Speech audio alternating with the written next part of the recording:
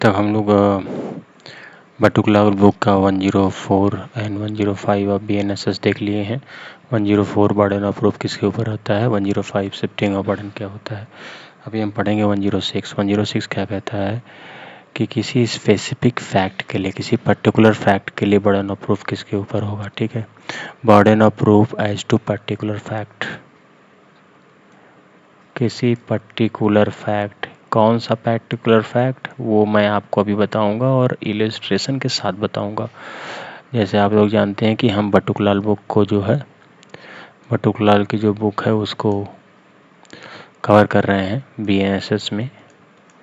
BNSS का section 106 cover कर रहे हैं, जो इंडियन एविडेंस एक्ट में ये सेक्शन हुआ करता था 103।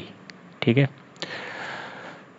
तो इसमें कह रहा है कि किसी for particular fact lie on that person who wish the court to believe in its existence. जो किसी भी फैक्ट को एग्जिस्ट करने के लिए कोर्ट को बिलीव दिलाएगा कि ऐसा कैसा हुआ है, उसी को प्रूफ करना होगा। इलस्ट्रेशन हम लोग देखते हैं, आपको एक बार में समझ में आ जाएगा।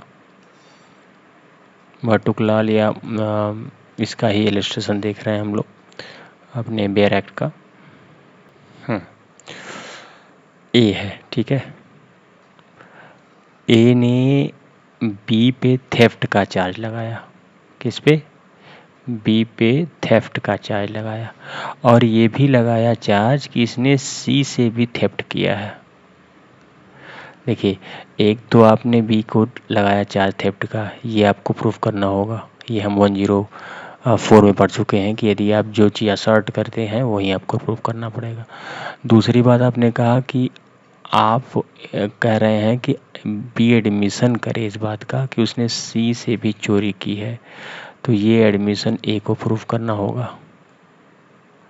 उसके साथ साथ क्या प्रूफ करना होगा, ठीक है, ये एडमिशन भी प्रूफ करना होगा। लेकिन अब उस समय बी क्या कह रहा है कि भाई जब ये हमको चोरी की बात कह रहे हैं, हम उस समय तो कलकत्ता में थे, एल्सवेयर थे। ठीक है, तो ये जो एल्सवेयर का पर्टिकुलर फैक्ट है, ठीक है, ये बी को प्रूफ करना होगा।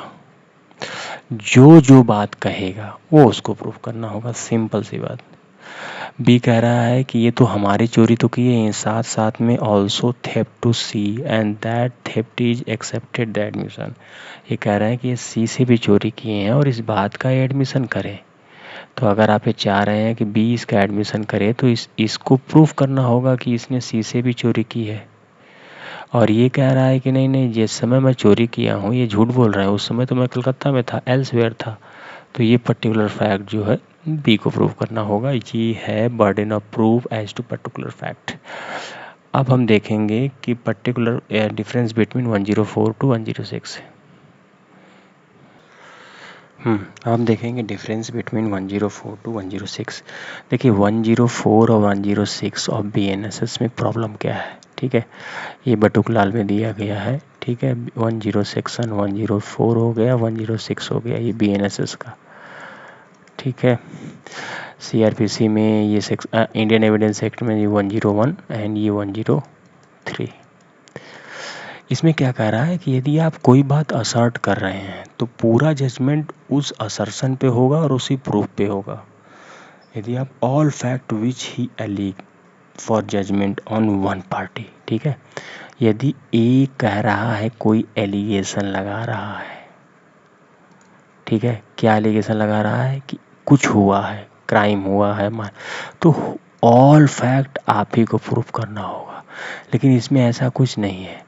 इसमें ये कह रहा है कि जिसने कोई भी नया फैक्ट बोला, अगर ये फैक्ट बोले कि नहीं नहीं जिस समय क्राइम हो रहा है उस समय मैं वहाँ पे नहीं था, या ये बोले कि नहीं नहीं ये हमारे साथ तो चीटिंग की ही है, साथ साथ ही इन्होंने सी से भी चीटिंग किया है, तो आपको सी वाला प्रूफ करना होगा।